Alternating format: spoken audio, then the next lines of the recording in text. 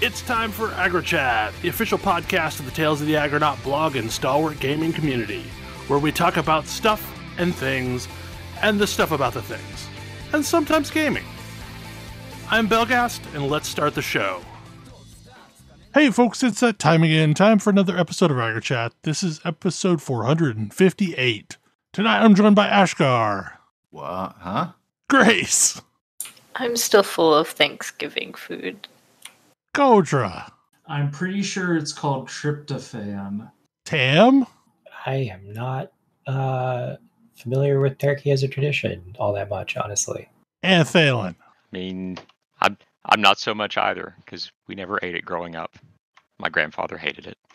I didn't have any turkey this year. Like, I had chicken and stuffing and then, like, ham at another location, but, you know, no turkey. Yeah, Turkey. I've gotten used to having turkey at Thanksgiving, like, in recent years, because we go to my wife's family Thanksgiving. But growing up, we always had ham, because my grandfather did not like turkey. There mostly aren't turkeys on islands. Yeah, I imagine not. Turkeys are too mean to live on an island. We had Guatemalan Christmas turkey. It was very good. I feel like most birds that are native to islands are too cute and, like, small and often endangered to eat for Thanksgiving dinner. Today, for dinner, to counteract other large meals, I had an adult Lunchable. AKA cheese and crackers and meat. I shall not call it a charcuterie board because I am not adult enough for one of those. It sounds like a charcuterie board, though. I was missing the fancy plank. That's pretty charcuterie to me. So this thing that is a number of letters and numbers, I would imagine is the Star Citizen test flight event. Yeah, it's the Interstellar Aerospace Expedition or Exposition. Basically, Star Citizen does a big November event that's actually usually pretty chaotic. But one of their things is that they make every ship available. Every ship in the game is available to fly for free, and it's all positioned like it's an in-game, spaceship showcase. It's like a car show, but for spaceships. And they do. It's a little bit different every year. And the way they sort of in-universe justify it is via what corporation is sponsoring them that year. And they do a little bit of in-world storytelling, and the vibe is a little different each year. And basically, it's Star Citizen's festival. They do a couple of them where it's like an in-game thing that's like a regular festival event, same as you do in various other games. Except here it's like, go to whatever planet and check out the showcase. It's definitely fairly transparent in its like, hey, buy spaceships theming. And they just sort of lean into it. Like, they have all of these like really glossy, really fancy marketing material, like in-universe marketing materials for all of the ships. And so all of that's on full display, and like that basic structure is very similar. But the thing that I always find interesting is that every year they tell a little bit. There's like a little bit of meta story going on. Like 2 years ago, the sponsor was Crusader Industries, which was the new corporation that they had introduced that has its own ship line. And they've been doing that to basically the theme of it was very heavily, very heavily focused on, showcasing what Crusader is like as a company. And one of their things is they're like an explicitly very charitable, very relief aid heavy corporation. And so almost all of the displays and all of the write-ups about all of the ships and everything were tuned around that. like, oh, this is a really great rescue ship, or this ship can get medical supplies into the most dangerous war zone, that kind of thing. And then last year they had Drake Industries or Drake Interplanetary as the sponsor, which is, they're not explicitly the pirate company, but they're the pirate company. Was that this year or last year? That was last year. And it was like, they had earlier that same year, they had basically crashed the other festival. And so they had their own competing, it was Drake Defense Con. It was basically DEF CON in Star Citizen, running parallel and in competition with the like military. They have a military basically military ships exposition, and Drake's not invited to that because Drake in universe, Drake doesn't get military contracts because the military is like, please stop giving ships to pirates. We're not going to fund you to make ships that you're just going to sell to pirates. And they're like, huh, how dare you, sir, etc. So it was this interesting thing where the entire show is set up with, in loud blaring music and so forth. And the overall vibe was, Drake is running this and they shouldn't be. Something is going to go catastrophically wrong, or there's going to be something crazy. And there wasn't. And they closed it out with like a recorded video from the Drake CEO, basically very politely thumbing his nose at everybody who thought they couldn't run a smooth conference. And so, and that one was fun. They have like music playing, and if you've ever been in a loud, crowded convention hall with music playing, that like blaring kind of staticky speaker sound that just ruins whatever music is being piped through it. They've recreated that perfectly, distressingly. So like you're wandering around this thing and you've got the like optimally upbeat and yet annoying to listen to music. This year's is sponsored by an alien company. And so everything is in this like vibrant purple. And, they're showcasing a new alien ship that's come out and so on and so forth. But in all of the subway stations and the spaceport going to the convention, there's like protesters and graffiti being cleaned up and flyers being taken down that are like, don't buy alien, resist the invasion, like obvious anti-alien propaganda. And it's interesting to see them like making a commentary on that with like in-universe changes. But it's the kind of thing that makes me think about, basically every MMO does festivals, and this is Star Citizen's equivalent. One of the things that's really neat that you can do with festivals is, if you're not sure if a mechanic is gonna fly, you can run it in a festival. And so they clearly use these, like Star Citizen uses it. The music and the like music effects are relatively new. In this case, the like protesters and overlays of things is also clearly new. Like that's a new dynamic thing. And there's a bunch of the other thing that you see is you have a bunch of people in like various alien costume, clearly non-human fashion, basically wandering around, which you didn't see like the previous day before the convention, before the expo. But it's a really neat way to test, like, do these systems work? And like basically every MMO does this, because if it doesn't work, then it's gone at the end of the festival and it needs never come back.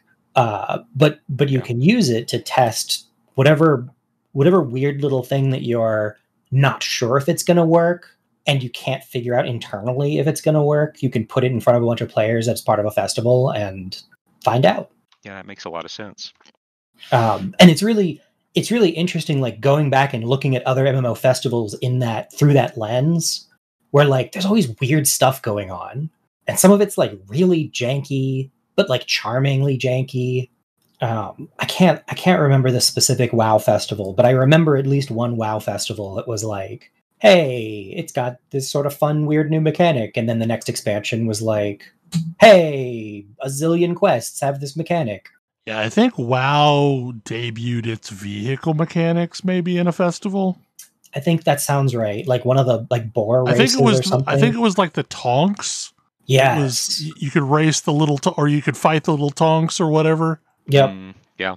But yeah, I love that little. It's so hard to test anything that you're not sure of in like a live game like that, because outside of having a structure like Path of Exile where you've primed your community to be ready for, hey, we're going to try a new thing, and if it doesn't work, you're never going to see it again, and if it does work, then you're going to keep it forever. But like most games have a hard time getting away with that.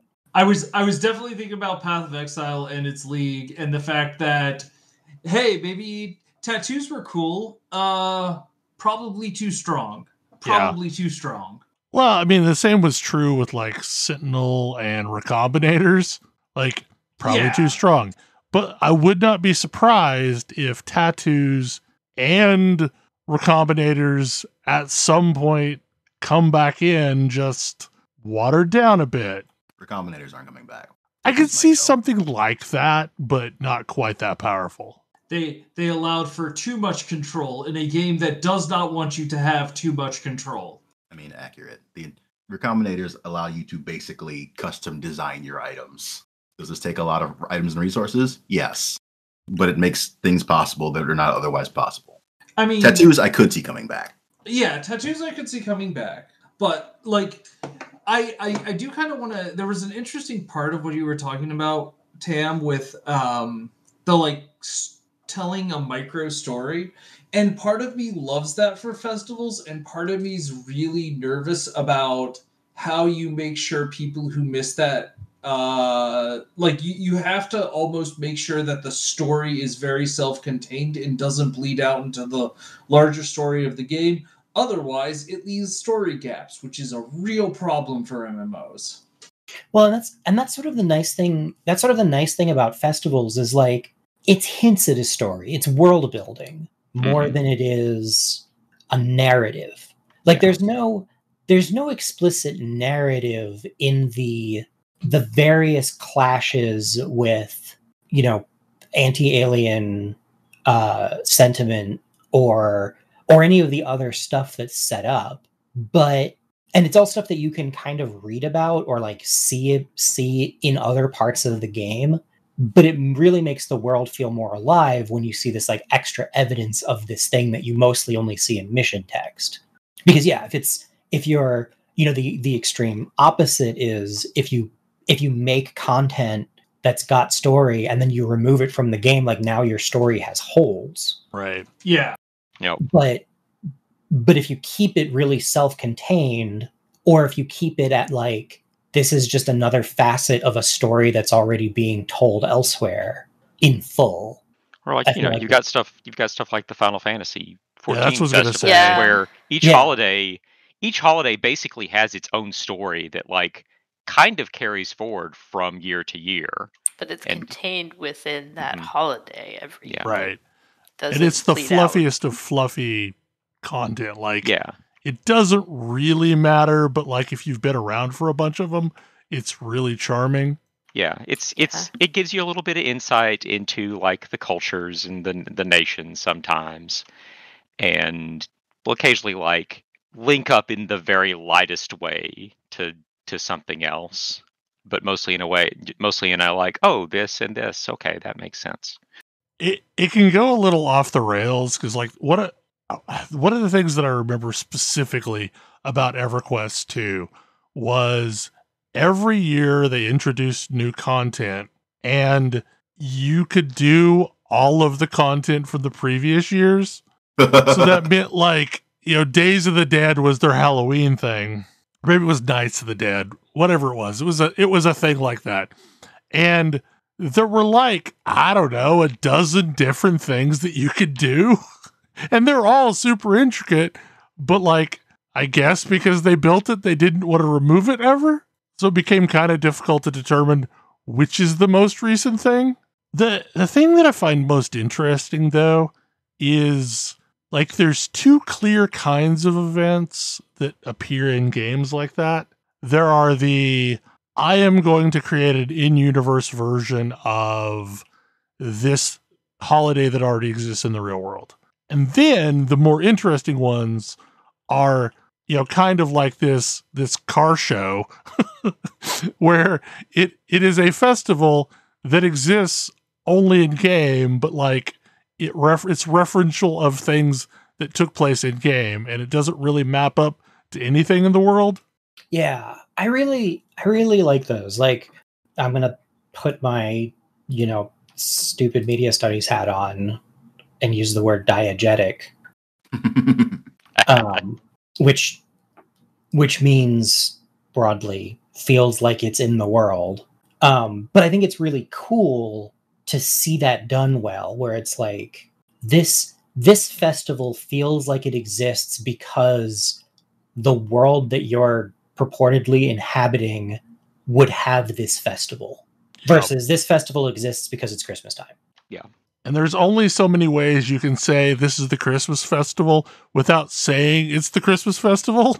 Because they all have in-world names for them, but like they're all very plainly got a Christmas festival, though. Yeah. I don't know, and I think there's still a place for a Christmas festival in a game. Like, I do appreciate having some echoes of especially major holidays in a game just to liven things up, but I definitely appreciate them more when they make them interesting, or when they at least try to make them fit with the world.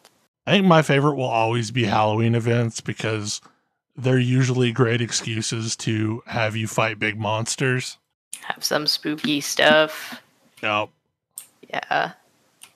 I do kind of like the idea of trying to put more in universe, like what are the holidays we celebrate here, and like try and make them at least a little bit more alien. Like, you can have them around the same time, but they like what is the ways that this culture celebrates. I love the stuff that fleshes out the culture more. Yeah.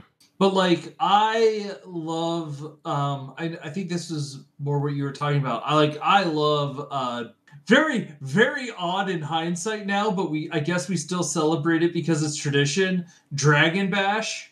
Oh, yeah. Yep. Look, the Norns came up with a holiday, and they really like their holiday. And okay, yeah, there aren't any dragons left. It's fine. It's all fine. You still beat up pinatas. It's great. This is a festival in Guild Wars 2 that made a lot of sense when dragon minions were the main bad guys in the game, which hasn't really been true for a long time. Now we're the dragon minions. Yes, it was kind of awkward the first year that, Dragon Bash came along and we were like, but the main dragon still around is our friend. What exactly does Oreen think of this? I think there's even commentary about that. Yes, there definitely is. Oh, yeah. But it's still like, hey, it makes it feel like the game has history. Like, this was celebrated, and it made sense when it was celebrated. Now we still celebrate it because it's our traditions now, but maybe our traditions no longer make as much sense. We should evaluate them. And that feels real. Oh, yeah. Yeah. We have a lot of that going on.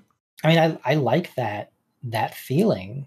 Because it does make it feel real, and like you can put a little commentary in there, like, hey, maybe we should think about some of these things. Sometimes it's hard to think about these things because this is like it's a whole thing. It's hard to tell people that their celebration isn't okay. Mm-hmm. Yeah. Okay. So when you say AC6, are you saying Mirage? No, I'm not. Armored Core 6? I'm talking about Armored Core 6. Armored Core 6. Okay. For whatever reason, I kept reading that as Assassin's Creed. Mirage can hardly be AC6 by any possible Right, metric, I'm like, though. wait, is this some sort of shade that Origin and Odyssey and I think I would have called it 5 in that case, even. Or wait, no, because there's still Syndicate and all the other ones. Yeah. So yeah, no, there's no world in which Okay. Mirage is Assassin's Creed 6 Okay. or Ace Combat 6. Another fun one there. Okay, I'm with you now. I was like, what? Is this like some shade? No, I'm crazy late to the party on Armored Core. Okay. Look, there have been a lot of games this year. There have been a lot of games this year. And Armored Core 6, somewhat infamously, has a starting mission that is difficult, let's say. Did you get to the choppa? I got to the choppa. I died a lot. The game is not being entirely clear on the things it's trying to teach you at this point. This is the end of the very first mission, which is sort of a tutorial, but not really. They give you a real tutorial right after you beat this, and the whole experience is kind of frustrating. You can't make any changes to your mech at this point because you don't have any of that, and you gotta live with what you got. And I did not particularly enjoy this experience. That's a reasonable statement. And I feel like, having gotten past it, this is a game that is so good about customization and letting you approach things in different ways that this just feels awful. Like, why in the world did they structure it like this? Yeah, I hugely agree. I feel like there are bosses later in the game that are hard, and in fact, much harder than that. And it feels so unnecessary.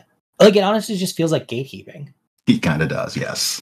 Like, the specific skills that are involved in beating that boss are in use basically nowhere else in the game. Well, it does. If you can get through it, you probably have learned some things that will come in handy, like cells to when enemies are going to use big attacks. But they literally tell you, like, they describe these and give you a shield in the tutorial right after this. Yeah. So it's like, you could have done these in a different order. You could have ended this mission simply and thrown me that helicopter at the start of, basically the start. Actually, that would have been real nice, actually, if it was in its own standalone mission. It's certainly hard enough to be. I mean, there are a lot of easier things that are their own standalone missions. Most of them, in fact. But yeah, and like, it was such a like ramp up in difficulty that I thought that was a classic FromSoft. Oh yeah, boss, you're not supposed to beat. It feels that way. The very first time, it really feels that way because you're not doing any damage and it's just murdering you. And then they're like, "No, actually, you need to beat this thing." Yes. Whoops. I think the other thing I will say about that fight is I think for maybe not for every fight, but for that fight in particular, they should have been like, because one of the things that really like got me to put the game down and step away until I came back and tried it again was the fact that like you can die enough that they reset the whole mission. And the mission before it is not hard and not too long, but it's still just enough friction for me to be like, I think I'm done here. Wait, what? Are you sure? Yeah. I died an awful lot. Maybe something else happened to me. I had to redo that mission. I do not remember the circumstances of it now. I think that restart from checkpoint and restart from mission are like one menu option of the You're three right. away from each other. Yes. I think So if you like accidentally nudge yourself, you can menu yourself into restarting the mission. I think I menued myself into restarting the mission. I think you're right. And it there was no confirmation. So it was just like, oh, cool, you restarted. Let's restart from the very beginning of the mission. Because yes, I also had some bosses where I died an awful lot. That one definitely taught me a valuable lesson about cheesing bosses. I mean, it is a FromSoft game. It owes you nothing. Exactly. I was going to say, what I recall from that fight was mostly trying to get into melee range and doing big melee hits. Yeah. Big melee hits are the best thing your starting mech has. So yes, that's a very good thing to be doing. But being above it is extremely useful, but difficult. I will also say, I feel like that game in particular, that the fact that your big melee hit is a good thing that your mech starts with probably tricks you into not thinking guns are good. I have already been cured of this particular problem because I got a laser rifle.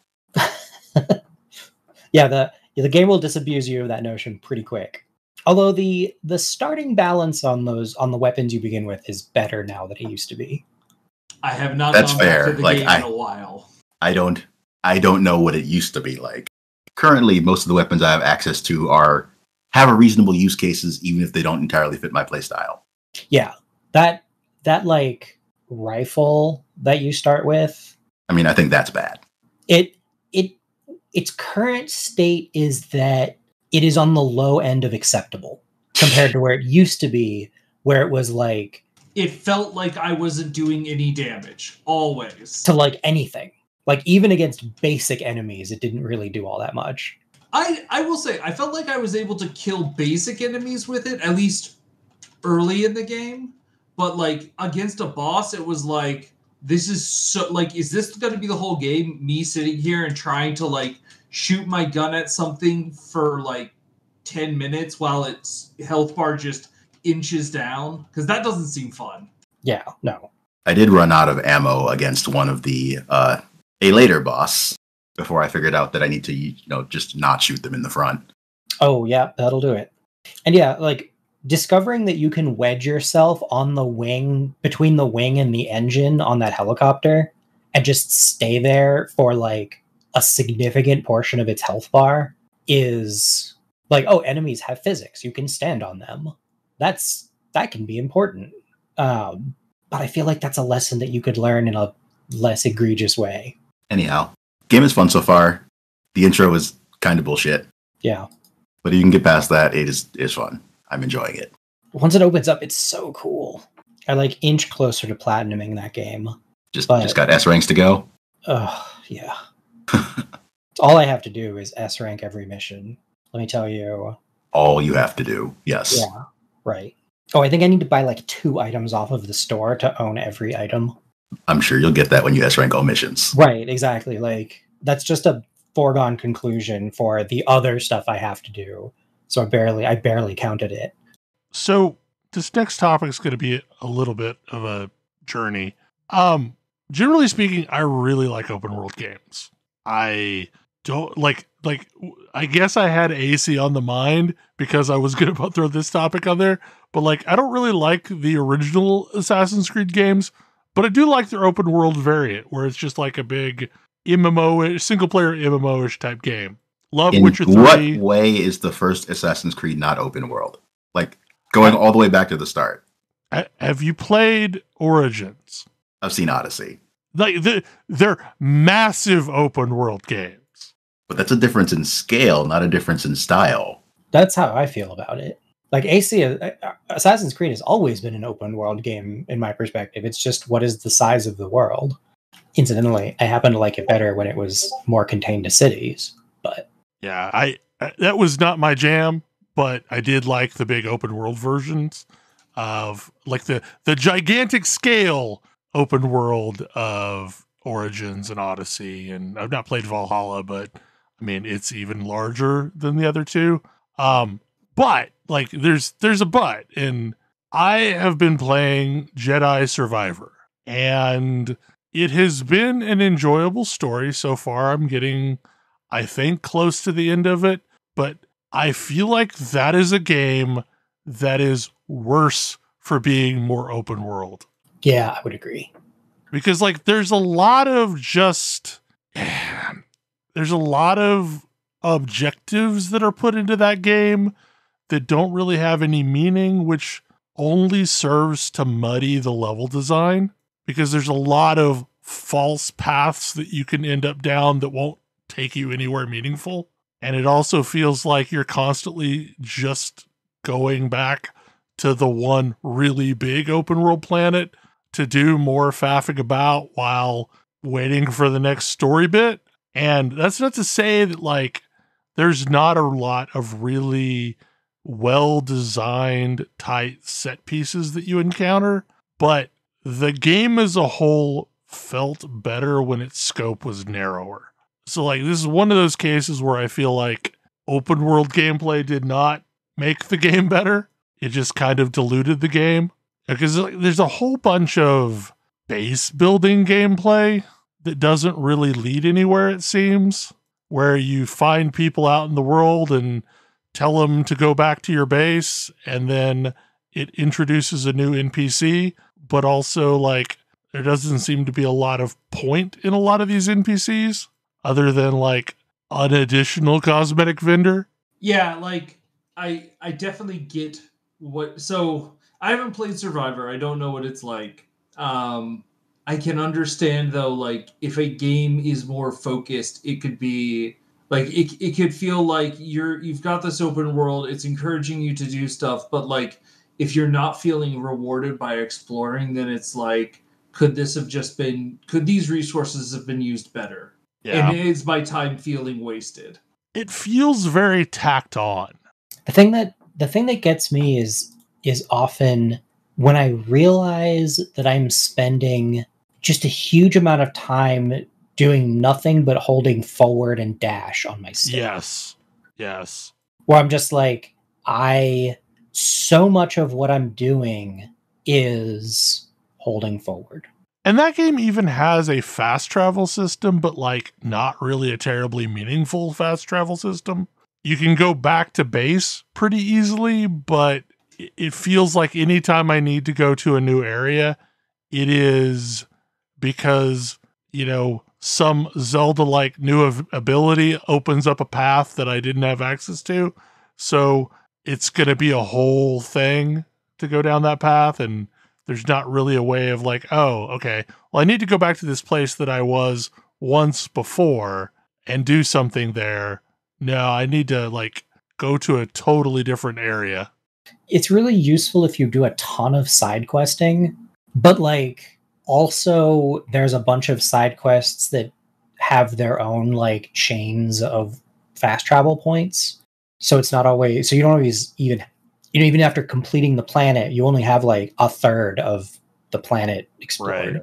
And like the most present side quests are usually done with whatever new tchotchke you picked up to unlock a new area. So you tend to do it immediately following whatever area you just did, or it's something along the main path of the area that you just did. Like there's a lot of side quests that are, hey, I heard this monster is in this one place. You might want to go there. Okay, sure. If I happen upon it at some point, I will do that. But I'm not going to go out of my way to do that thing. And I guess this is maybe, I mean, I should preface this by, I am not a completionist, not even in the littlest. I don't know that I have ever, quote unquote, platinumed a game. So I do think some of this may just be like bait for achievement hunters. I'm actually curious, does the game have like alternate paths that you can use to get through? Like if you can use clever game mechanics in a way to like platform your way around? Okay. Because part of me here is like, oh, this path was blocked off until I got this thing. I was like, yeah, but how blocked off was it though? Non-functional blocked off. Like not a way you could have done this before. Even under perfect circumstances. It's not like a Hollow Knight where, if you know how to use abilities in a specific obscure manner, you can get all the way through the entire game without picking up objects.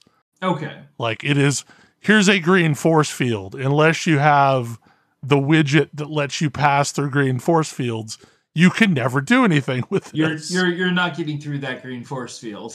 Yeah, it's like, oops, you don't have hook shot. Sorry, you can't hook shot. And the story so far also feels way more meandery than the first one did. I found it definitely is. It coalesces really well. Man, I have so many thoughts on the story of that game. Because I think that it is less straightforward and punchy than the original, but it has a lot more to say than the original does. I mean, it has some cooler set pieces than the original does. That's also true. Like the first time you learn that Marin can basically like teleport. There's a whole sequence explaining that and leading to a giant fight involving that. And like, it's a wild ride. It is a wild ride, and it's just one step removed from being a Kratos mash button fight, but like, it's the one step removed makes it feel better. Yeah. And because you know it's a set piece and it's different from all of the other stuff that you're doing, like, they definitely do more set piece bosses. And I feel like one of the things that the original fell back on was you're going to have a lightsaber fight with another deadly lightsaber user. Yeah. And that's cool. Like, don't get me wrong. It is very difficult for me to get enough of I'm going to have a lightsaber fight. But it also did make a lot of the bosses feel a little samey by the end. Yep. You're going to fight another person that is just a bag of hit points. Yeah, like it's been really interesting in that aspect. They are much better at checkpointing than they were in the first game. Like, your fail condition to reset fight is much faster and better at checkpointing during the middle of an encounter. And specifically, I'm thinking of that teleport scenario where, like, yeah, no, I absolutely missed some of those jumps, but it put me back to a point where it wasn't too painful to pick back up and you know, get the timing down right. I don't know. Like, I just feel like it's a game that's way muddier than the first one was. And like I said, I'm not through it yet, but I kind of feel like I'm getting close to being through it, because it definitely has that feel that I'm kind of in the tunnel heading towards the end. Boy, I sure felt that way several times in that game. On a scale of 1 to Okami, how bad is it? It doesn't roll credits on you at the midpoint. Neither does Okami. For the unaware, Okami is divided very cleanly into like 3 acts, but the first act ends with a dungeon that would totally be the final dungeon in any other game. And it seems like long enough for that game? And it feels very long, but no, that's actually the first third of the game. Do they roll credits? No. Nope, they don't roll credits. But you do get like an extended cutscene sequence with like fancy Japanese style paintings. I mean, World of Darkness and Link to the Past was the first time a game did that to me. Yep. And the main reason why that one worked is there were a lot of games that came out for the Super Nintendo that were less detailed than a Nintendo counterpart, just because it took more time to create the game. And I would have bought it if like a Zelda game was a little bit light on content, because that had happened with a bunch of other games in the Super Nintendo generation. Yeah, absolutely. I don't think last week when we recorded this show, I had finished Alan Wake 2 yet, but I have done so. It is amazing. Everyone should go play this game. Okay, but if I'm going to play Alan Wake 2, then I need to go back and play the original Alan Wake and Control and Quantum Break, and I guess Max Payne. I don't. Do you really need to play Quantum Break? I mean, I don't like, know. Apparently, it's part of the story. That is what's so weird about their universe, is because they don't own 2 of the games, or a games or 2 game series. The connections are real tentative, but like Alan Wake has apparently been writing the story of Max Payne all this time. What? It's nuts. Alex Casey is Max Payne. Alan Casey, the character that Alan Wake has been writing about. Like, my God, this has never been 100% leaked, but yeah, no, it's absolutely the case. I mean, Sam Lake is playing the same character every time Sam Lake plays a character. Does anybody remember that scene in Ratatouille where the food critic takes a bite and like it zooms into his eye Exactly. as everything suddenly crystallizes for him? Yes, that's no, it's like it's having yeah. that moment. And like they're absolutely drawing on characters from Quantum Break in Alan Wake 2. Even though, again, that's a game that's a game that they don't own the rights to. Yeah, so I guess I need to play. You got to understand, I'm the guy that played Shadow Hearts Covenant and then was like, oh, I guess I need to get a copy of Koudelka and play that. So I did. I mean, you could have gone back one game and been perfectly fine. I'm not going to tell you not to do this thing because I did this thing. I was about to say I did manage to make sure I had the capability of playing my way through Psychonauts Rhombus of Ruin before playing Psychonauts 2. Yeah, Epic Games Store is the only one selling the remastered version of Alan Wake, the first one, and that is like the most reasonable one to play. I'm here to tell you. I mean, Control. Yeah. Control is great. Honestly, you're probably fine, just playing Control. Mm-hmm. I would definitely play Control before playing Alan Wake 2, though. I mean, and either way, you should play Control because it's really good. Control is amazing. And Quantum Break was really good, but again, like I said last week, Remedy has been trying to do this transmedia narrative experience for so long, and Quantum Break was, what if we show you a television show after you beat a chapter? And literally, there's like a 15 to 25 minute television show after you play each chapter of Quantum Break. And what plays out in the television show is based upon the actions that you took during your gameplay sequence.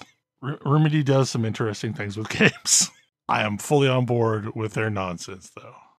Yeah, I want to try this, but I do worry about just being a little lost, because it does sound like it's a dense, interesting story going on here. Yeah, that's part of it. It sounds very narrative heavy. It is. Which makes it seem even more like I really shouldn't jump in the middle of this big, complicated narrative. But the problem is Alan Wake is a 2010 game, and as is the case with so many games from that era, they didn't age super well. Right.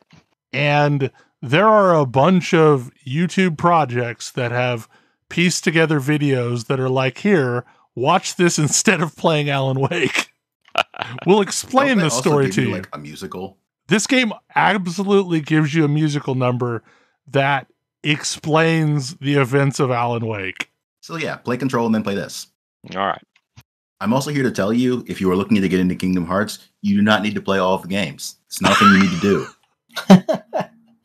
Just because a series has been going on for a long time and has a lot of games on various places does not mean you need to play all of them to enjoy a recent game. Yeah, in particular, there's a lot of side games that you can mostly just ignore. It's cool. I have Brian David Gilbert made a primer to the Kingdom Hearts games. I absolutely own and have played Chain of Memories. I don't really remember anything about that game, and it doesn't matter. Very few things in Chain of Memories actually matter. The only thing that matters is the ending state is Sora is asleep trying to regain his memories, and that's where Kingdom Hearts 2 starts. Yep. Because someone decided to mess with his memories, cough, cough. Basically, you should play Kingdom Hearts 1. Kingdom Hearts 1 is pretty good. The camera's still a little jank, even now. Yeah. But it is a good game, and should be played by people. Kingdom Hearts 2, also a really good game. Between those is Chain of Memories. Chain of Memories is a unique game, and if you're into it, you can play it. But if you're not into it, you can skip it. Yeah, it's got kind of like this card mechanic that it's not a bad game. It's not remotely like the mainline Kingdom Hearts games. Right. Despite superficially looking like them. And after 2, things get a little muddy, unfortunately. Birth by Sleep is series backstory, basically. And that game's great, but also it's not really necessary. Dream Drop Distance is the actual sequel. It's kind of important, actually. And then Kingdom Hearts 3 is the game that comes after that. But weirdly, the game that plays most like Dream Drop Distance is Birth by Sleep, because they came out around the same time, but one for the PSP and one for the 3DS, or around the same time. Still a few years apart, but still. Okay, Kodra. My topic? Your topic. So, Path of Exile is really fun to play multiplayer, and it's really bad at encouraging you to play multiplayer. A lot of the stuff in this game doesn't really want, like, it has bad reward structures for multiplayer. It punishes if you are playing multiplayer. Like, there's the whole concept of 6 portals where only 6 people can go through a portal, whether it's you dying up to 6 times or you have 6 friends each going through once. Like, that's not a great structure to do a multiplayer game around. I was actually I did just earlier today do a bunch of challenges in the Trial of the Ancients, which is the current seasonal content. And boy, this was really fun. It was stupidly fun. And like, there's a bunch of things they're doing in here that makes it fine to do in a group. Like, you aren't limited to, like, you aren't going to lose if your friend dies. In fact, in a lot of ways, it's really important to have a ally who can, like, be an active member to the battlefield if you do die. Right. Yeah. Like, I don't know of any other content that is as good at playing multiplayer in Path of Exile than Trials of the Ancients. Like, Sanctum sure isn't. Sanctum is actively, like, the worst idea to play multiplayer. I mean, I didn't even know you could. Delve is pretty good multiplayer. Like, it is very reasonable multiplayer. I mean, Delve has the exact same loss condition as it does when you're down there solo. Mm-hmm. Yeah. If The host dies. Oh, the host dies. Okay. Yeah, I can see that. Sanctum, you share a resolve bar. Which basically means there is 1 health bar, and any damage anyone takes hits that health bar. And when it goes to 0, and it doesn't recover, and when it goes to 0, everyone loses. Maps are not great. Maps, we then did attempts on Maven, because I was like, I am super powerful. I can carry Bel. No, I cannot. I can carry myself. I can carry my shoulders under my weight, but a second person gives Maven too much health, and it requires it. Her whole thing becomes a mess. It's not good to try and do Maven with a friend, unless, like, you're doing very specific things, like an Aura bot. But, like, this is super frustrating with Path of Exile, because it is an ostensibly multiplayer game that is extremely fun to play in multiplayer that mostly punishes you if you try and do this thing. Yeah. Like, for the most part, I think mapping would be fine, because eventually you get to a point where it is pretty easy to stay alive in T16 content. Yeah, I think mapping will be fine. And I think mapping, like, even early mapping will be a good idea to do in groups, mostly just because you're to not... get credit, yeah. You get credit, and you're not as map rich in those early times. But, like, Trial of the Ancestors was actively important, because the way the challenge we did was we had to complete the final step of a level 200 or higher Trials of the Ancient with absolutely nothing on the field. It was just us. And if that was just me, there was 0 chance I was actually knocking down any of the enemy totems. I can project incredible amounts of damage, and I can keep their units off of the field.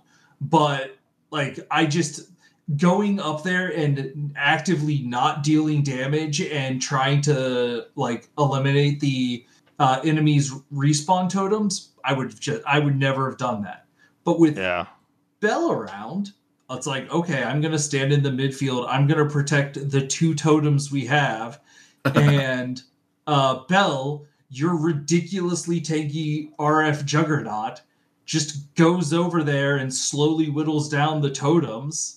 Yeah, And I'm going to piss off whatever I can and get them to sit on me, and then between times of them dying, I'm going to whittle down a totem.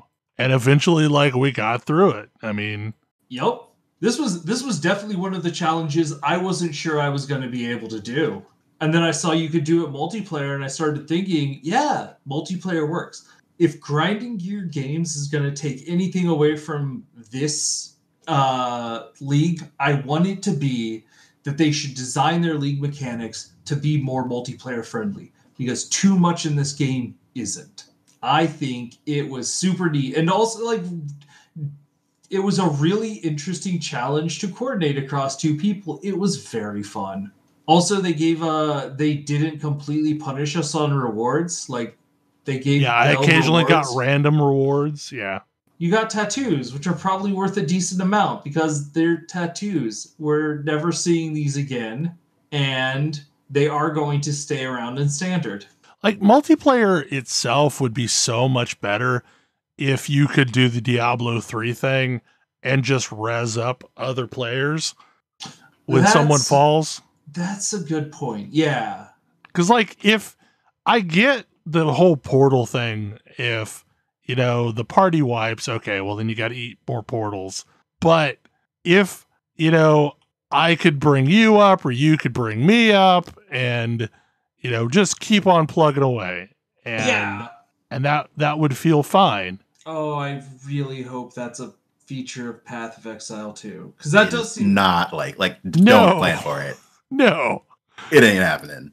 I mean, Chris Wilson seems to have a ultra hard gameplay kink and wants to make the game worse off than I think the average player wants it to be.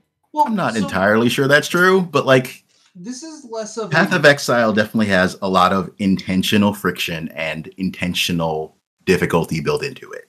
One of the reasons that maps are a consumable is because if it wasn't, you could, and you like, that's were just a thing. You could theoretically like power level people by dragging them through a high level map. You could do various other things involving skipping progression, which is the thing that they're trying to avoid. You have to be powerful enough to actually do the map in order to, you know, get rewards out of the map. And you can try, but if it's because it's a consumable, you are encouraged not to. So instead, they give players a far more lucrative and more obtuse way to power level. Nobody likes legions. They nerfed it, and they're going to nerf it again because they didn't nerf it nearly hard enough. Right? Wait, It's still legions is the power leveling mechanic. yes. Yes. You want to get to 100 and you don't have a character that is capable of surviving to get to 100 on your own, you pay, I don't know what the going rate is, several div for 3 or 4 5-way legions or in a row, and you just kind of hang out in the middle, and someone that is wildly overpowered kills all the content for you.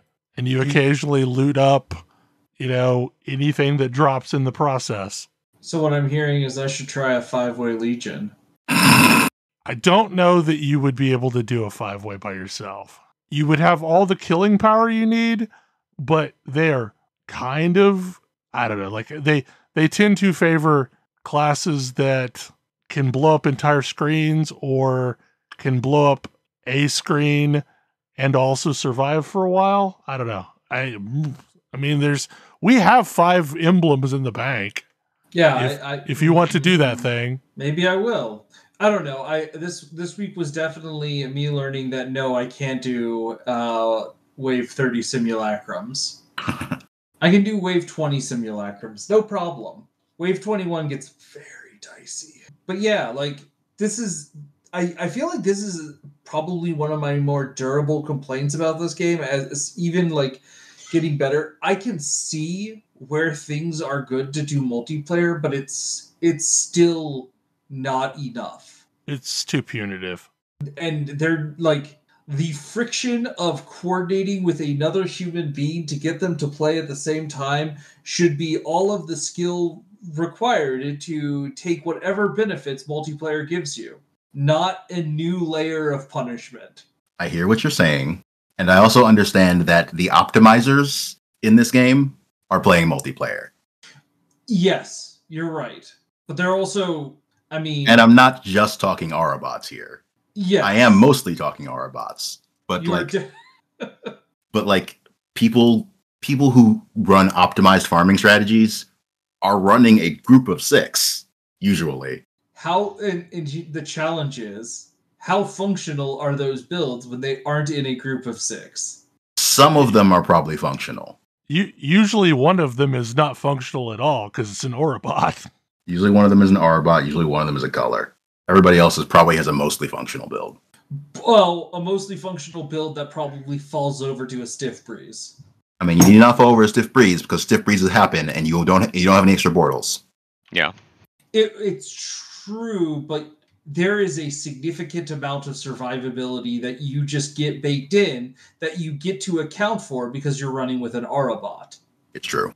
Which is like this is my issue with that statement is like all of those builds. Basically, what I'm getting at though is how do you make group play better without making optimized group play, which is already like the most optimal way to play the game technically, even better? I don't know that I care. But they care about the economy at least a little bit, so they care. I guess this is true. Or you have different modes of play. Like, do you want your multiplayer to be juicing your rewards, or do you want your multiplayer to be letting you chill with friends? It's give better tools for juicing maps that scale with the number of players in them. And maps already get some amount juiced by having more players in them. It's not an insignificant amount, which you can see if you do the campaign as a group.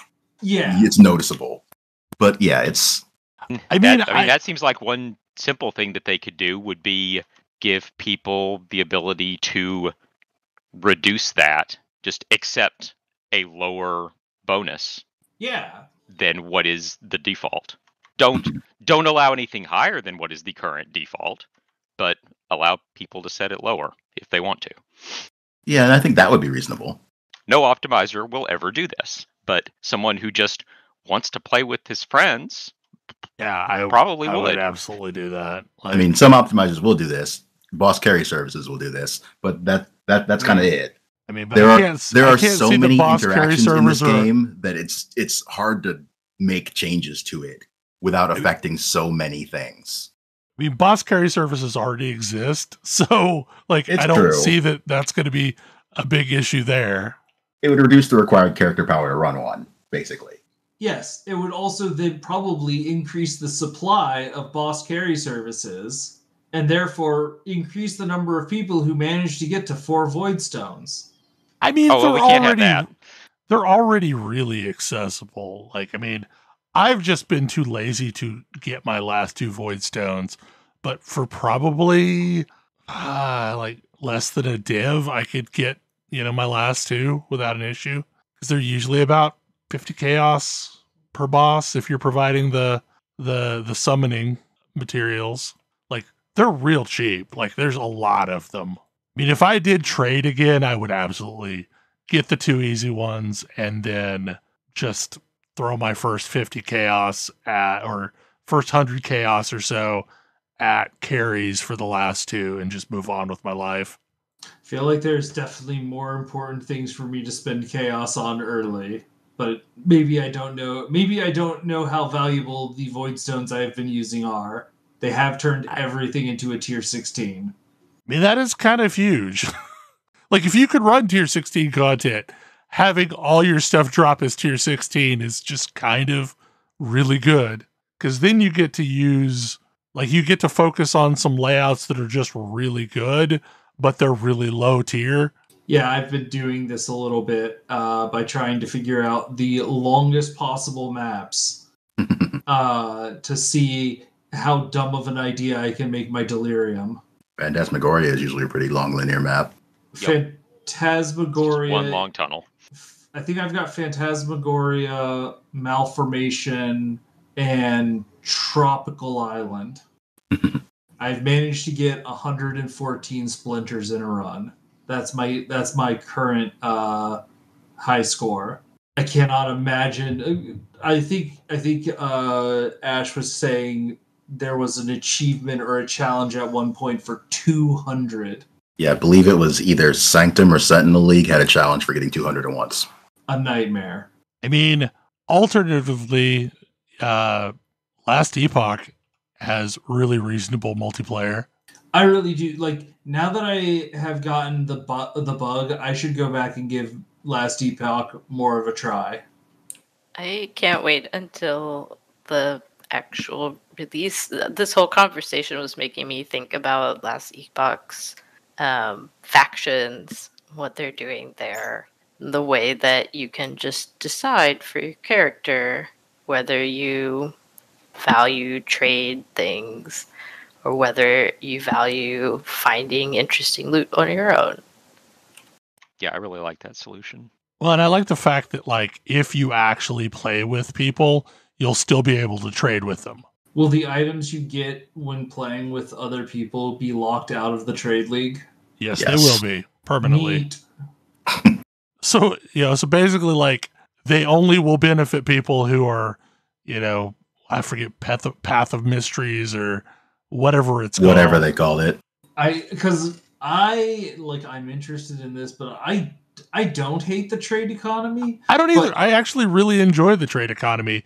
And honestly, like, that's the only thing that concerns me about Bell League is I've actually gotten a not shocking I've gotten a not shocking amount of enjoyment of doing trade. Like, I like doing trade. Yeah. I accept it, but I wouldn't say I enjoy it. I like being a vendor. I am absolutely like what one of those games where, like, I go into dungeons to get loot to put on my store. I just hate feeling like all of the loot that drops, yeah, none of that matters. I just have to collect enough currency to give to Bell to buy me the thing that I need. I'm with you, Because it's never going to drop. See, but, like, for me, it's actually the opposite. Like, runs that are relatively crappy runs feel better to me because I know, I'm just closer to my goal of whatever goal I was after. I am still even when I am participating in trade, I am still also trying to get the things I care about. Yeah, it's going to be interesting to see how this all works. Like, I'm really trying to learn how to do Sanctum so that I can get my own Sandstorm. Sanctum's going to eat so many nerfs, and I'm going to be so sad about it. They probably won't. The 30th is going to be an interesting day. What did you say, Ash? I don't think they're going to significantly nerf how difficult it is to get the uniques out of Sanctum. Well, I think they're just going to nerf the general rewards of Sanctum. Yeah, it's the currency that's, I think, the problem. Nerf the access, or they increase the... it's really hard for them to nerf Sanctum, other than just tuning down the numbers. I mean, they could do that. They have a lot of room to do that. Yeah, that's fair. Also, they could just give it Atlas support and nerf its uninvested access. Mm-hmm. And possibly uninvested power. Yeah, which would be fine. I would be very excited for that, actually, because then possibly I can better sculpt what I need.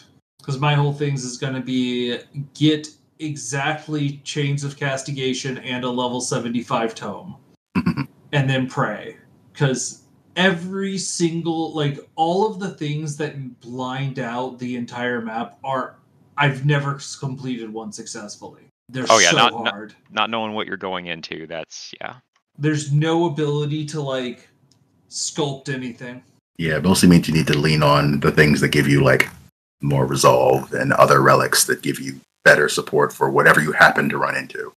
You also have to kind of get lucky and hope that you manage to get some of the blessings you need.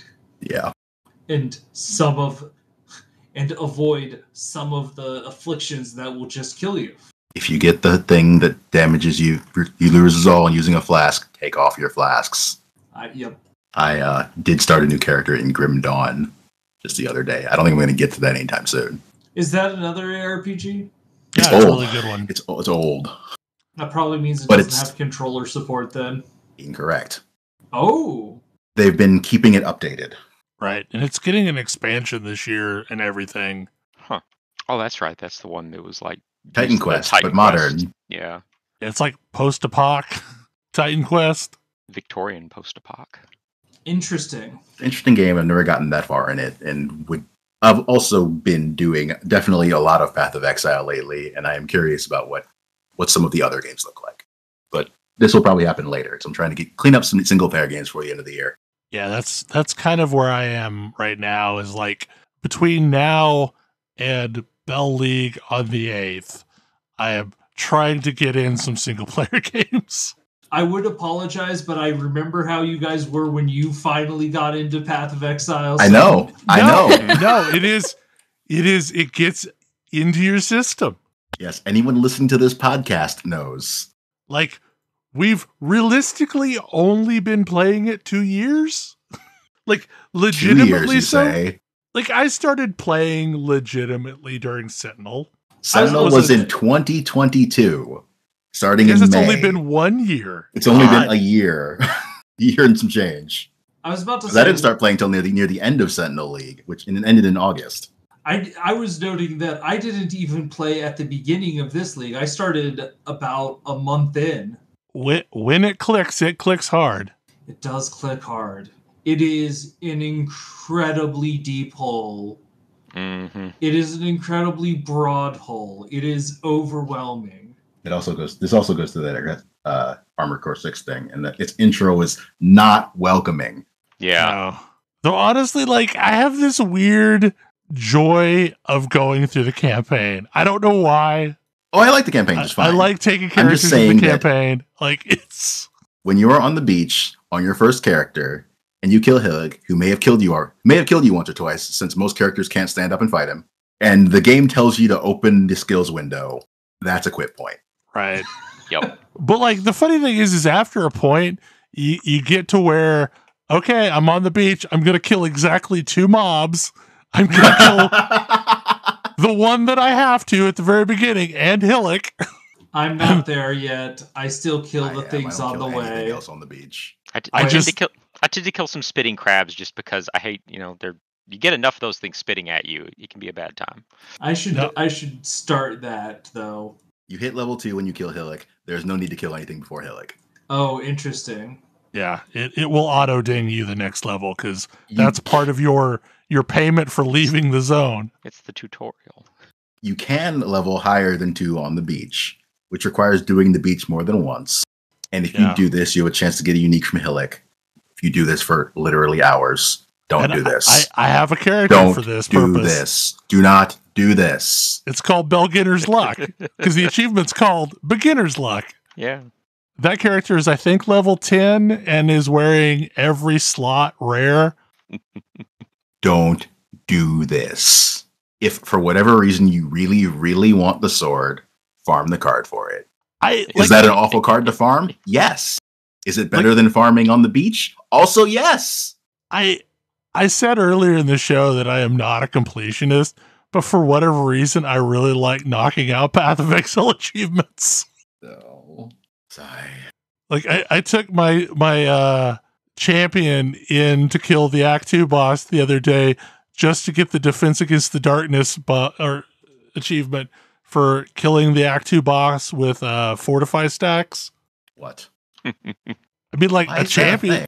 That's a thing, apparently. I don't know how you get it without... There's a Fortify gem. It's actually a pretty reasonable attack support, especially early. It's how you're supposed to get Fortify, by hitting things and getting fortifying hits. Champion is just cheating. I would rather cheat on Champion. Actually, I just checked. You can't get this support gem until level 31. It's available in Act 3 from doing a library quest. So, I don't know. I don't know how someone gets this achievement legitimately. I do like the idea of cheating is kind of very funny to me because like I've been doing challenges and so much of the stuff that I'm looking at, I'm like, how on earth would you do that? And the answer is always you should cheat. Yep. So I got cross-contamination this week, which I thought was like I read those, and the first time I read those, I was like, these are all impossible. Like, what is going on with this? And one of the ones that I did was defeat a legion, a legion general inside of a breach. Mm-hmm. And it turns out gilded breach scarabs guarantee a legion general in the breach. So that just means you have to toss a gilded and a breach into the same map and have them be even a little bit close to each other. Because legion generals, breaking them out is time gated, but killing them is not. This is true of like all of the shrine stuff. It's just I managed to defeat a beyond boss while under the effect of a shrine, which was mostly just a beyond boss spawn, and I was like, 1 second, let me run back and get a shrine, which I have in every map because I've got Atlas support for it. Well, and if you've got Atlas support too, those shrine buffs last a really long time. Yeah. Yes. But like, if you're trying to do the shrine thing, you just have to have that Atlas support because it guarantees a shrine somewhere on the map. And then you don't pick up the shrines until you know whether or not you're going to use them for some other content to get part of that challenge done. It really does become an interesting, like, what do I need to do to achieve this challenge? Like, what are the ways to force things? Well, and most of them are realistically, so I'm just going to respec my Atlas tree. Yes. So that I can guarantee that these situations happen more often so that I can finish this out. Then there's a lot of them that you can get very easily by buying Atlas memories. Oh, very quote unquote very easily. More Atlas easily. memories are Mr. sometimes expensive. Mr. Moneybags over here. I'm sorry, can you carry all of those divines you have in your chest? Very reasonable. It's like 1.5 divines for some of these. And it was like 7 divines earlier in League. I only have, now 15 divines total. And 10 of those came from getting 2 brothers' gifts. The highest I got this league, I think, was 90 divines. Goodness. I am not interacting with the trade league on the level Bel is. Delve provides. What can I say? If you do anything as much as you do Delve, it will probably provide. Delve is just consistent in some ways because you're always going to get Azurite. You're always going to get Resonators. Yup. So those things needed for a bunch of high-end crafting are always in demand. And Azurite? You can use Azurite to buy Resonators from... Yep. What's his name? My eyes just like widened visibly in my room. You can't see that because it's a podcast. Yeah. Holy moly. Okay. Yeah, I mean that's what people who are you need to spend your starting stuff to get, your darkness resist up, so on and so forth. But then it goes to buying Resonators.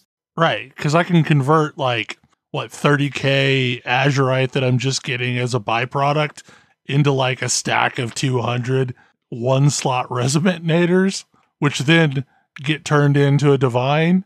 Okay. Yeah, I guess I can see this now. It is just it is a predictable money-making machine. Yeah, I guess I can see this. I just happen to like Delve. As opposed to me, who has lost probably, I think I've lost 7 divines now on the last floor of Sanctum. But the other thing about Delve is it's also just a chill, predictable way to get levels. I mean, this is why I'm 100. This is why I have multiple level 99 characters. Bel, chill, predictable ways to get to 100 is not something I'm interested. I'm interested in feeling myself live. we are playing different games. Yup. Things happen sometimes. Anyhow. Yep, we're probably well over. Unrelated to this topic, I finally started Secrets of the Obscure, and that map is really good. Yay. Definitely an interesting map. It's one of my favorites. I mean, interesting. That is, I had Skyscale going into that map. Without Skyscale fully trained, I think it would probably be somewhat miserable. Mine's not fully trained. It's still fine. And I'm obviously beelining the new Skyscale skills first. Sure. Be able to do siege damage with your Skyscale. Because clearly, travel is the most important thing. Anyway. Any final thoughts about anything? Not really. Okay. Well, hopefully you enjoyed the show, and we will see you again next week. Good night. Good night. Good night. Good night. See you.